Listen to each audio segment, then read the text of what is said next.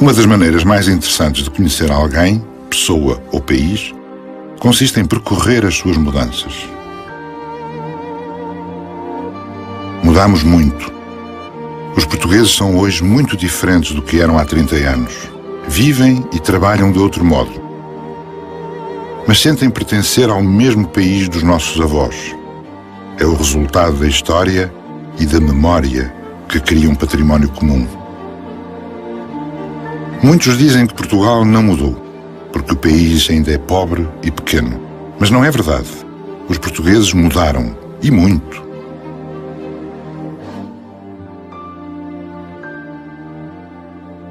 Comparando com 1960, os portugueses nascem de modo diferente. Só 1 em cada 7 nascimentos tinha assistência médica. A maior parte nascia como calhava, em casa ou no campo, com ou sem ajuda. Cuidava-se menos da higiene, não havia saneamento e a água era de má qualidade. Por isso morriam muito, mães e filhos. Eu já tive 14. Não desmanchei, mas morreram. Morreram. Já tive 14. E tenho 42 anos. Tive em casa. Em casa? Sim.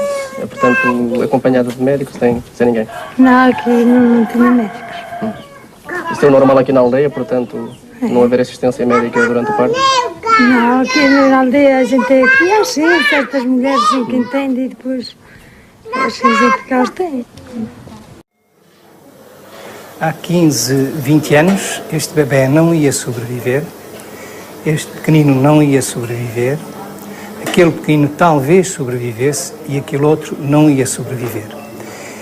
Há 15 anos atrás, a mortalidade infantil era extremamente elevada em Portugal. Nós éramos o país da Europa com a maior mortalidade infantil.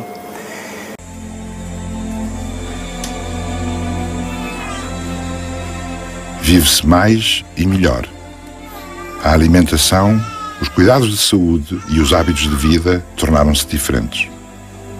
Em grande parte do país não havia serviços de saúde e educação, correios e bancos.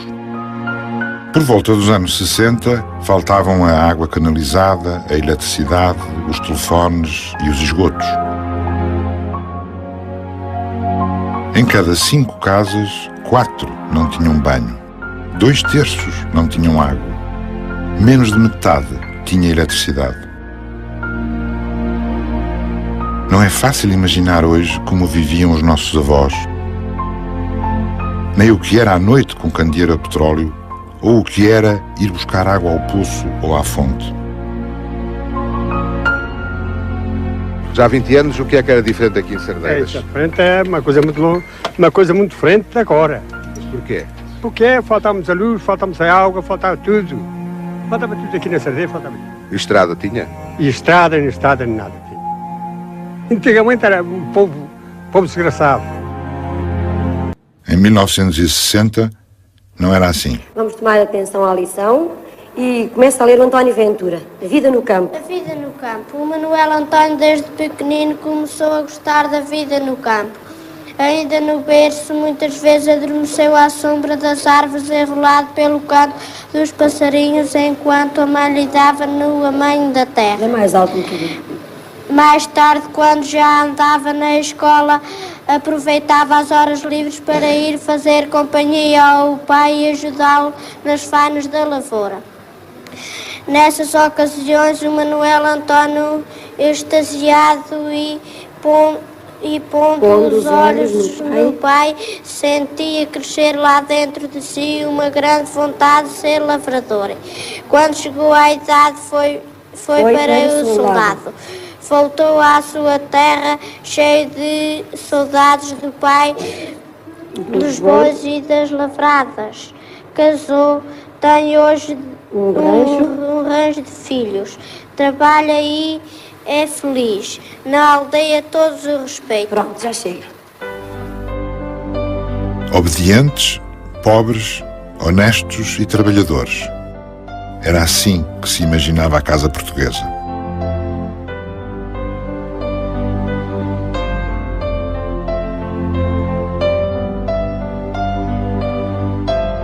O Estado e a Igreja mandavam e ensinavam um só ponto de vista, uma maneira de ser e de pensar.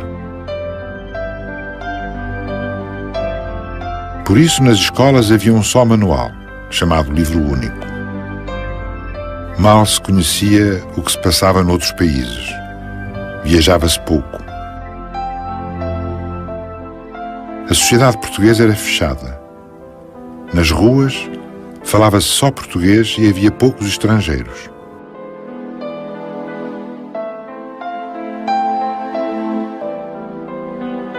Praticava-se uma só religião, a católica.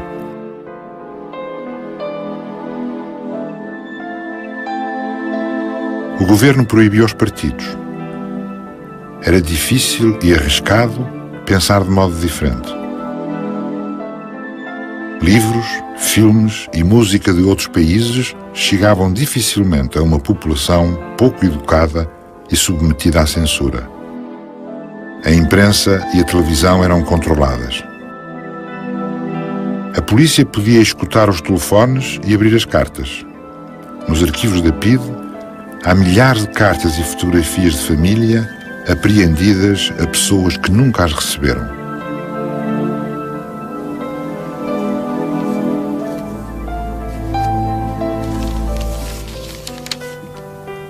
Era o sufoco constante de termos que observar até que ponto nos estavam observando também. Quer dizer, essa vigilância era uma coisa que participava do nosso cotidiano.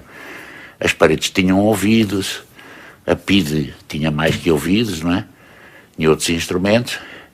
E a nossa resistência que nos fazia criar ânimos também através do nosso trabalho e dos nossos encontros. Eram os cafés, a nossa vida era nos cafés, não é?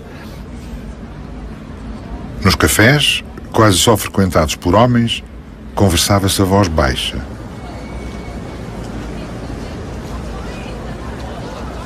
Sufocava-se lentamente em Portugal.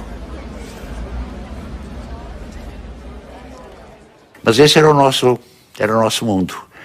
No fundo, se não era estreito, porque a gente não deixava, era pelo menos triste, mas era muito lúcido, não é? Isso nos segurou.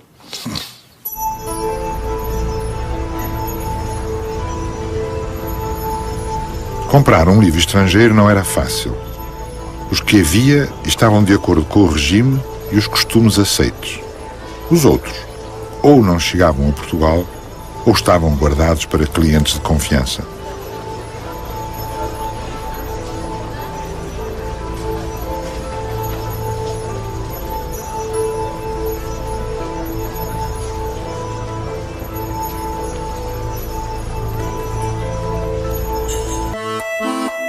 Os costumes eram vigiados.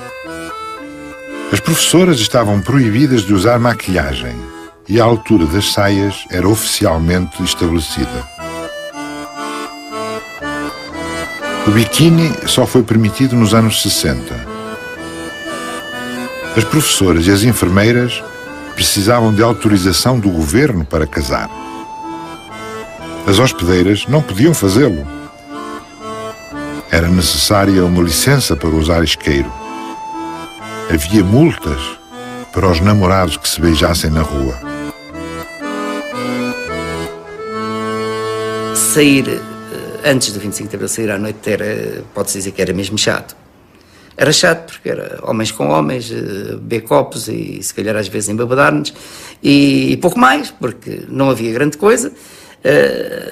Os namoros eram os namoros mais ou menos às escondidas, não podia haver grandes manifestações públicas de afeto. Quando havia, até o próprio cidadão comum era capaz de passar e dizer qualquer coisa de negativo e de nos recriminar, então, não têm vergonha, qualquer coisa do género. Portanto, o sexo, o afeto, os sentimentos, a expressão dos sentimentos era uma coisa de alguma forma socialmente reprovável. E socialmente reprovável, sobretudo fora do casamento. Como era socialmente reprovável, por exemplo, o divórcio. Como era socialmente reprovável ser filho de pais separados, era considerado uma catástrofe. Portanto, eram coisas realmente, tempos terríveis. E tempos terríveis a esse nível, a nível até da própria expressão dos afetos.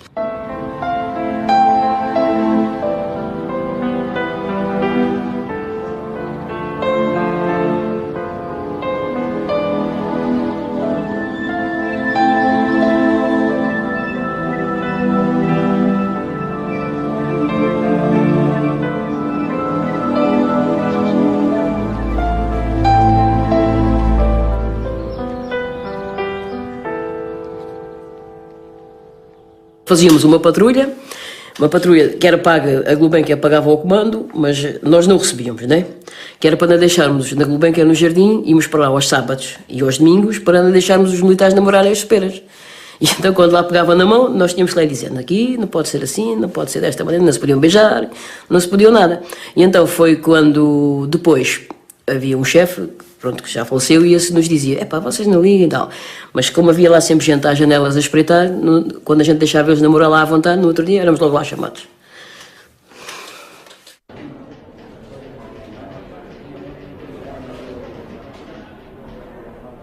Os empregos públicos dependiam de um certificado de bom comportamento passado pelos governadores civis e que dizia: declaro por minha honra que estou integrado na ordem social estabelecida pela Constituição Política de 1933, com ativo repúdio do comunismo e de todas as ideias subversivas.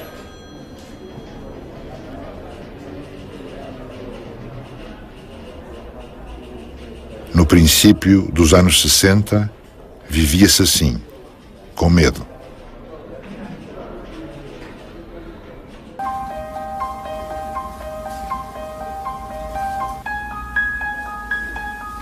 22 de janeiro de 2006.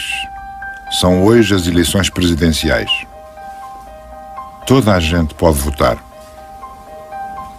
A mesa de voto é presidida pela Ana, estudante universitária de 20 anos. Uma mulher.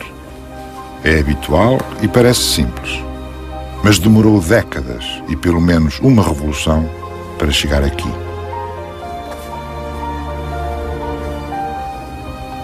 Sabe se as mulheres da sua família votavam antigamente? Minha avó e a minha mãe nunca votaram até ao 25 de abril de 1974. Eu sempre votei. Ana já nasceu em democracia.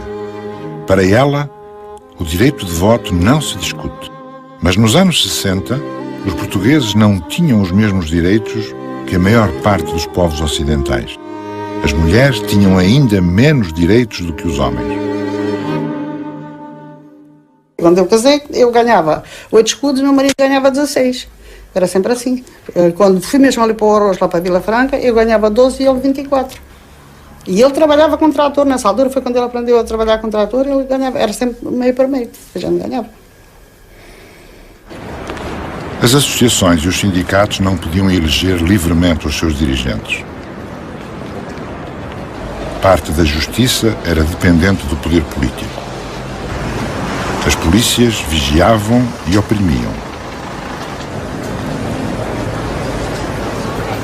Em 1971, o músico Charlie Haydn tocou em Portugal. Dedicou um tema aos combatentes pela liberdade em Angola e Moçambique. Foi preso e depois expulso do país.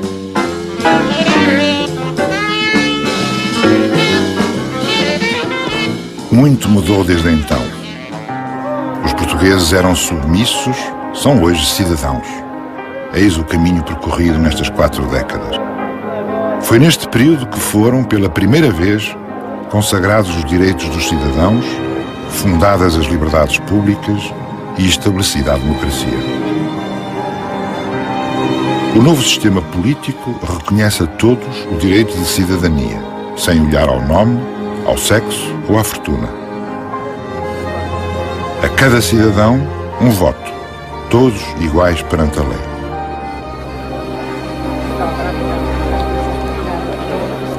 Já uma vez tinha votado na sua vida? Não, senhor.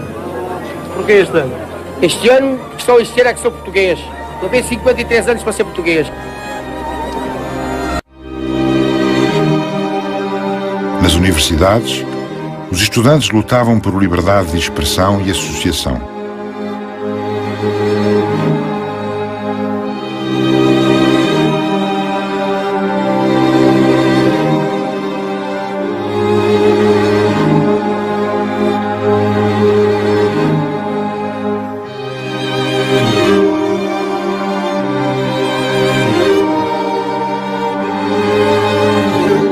Animados pelo Concílio Vaticano II, também os católicos quiseram mudar.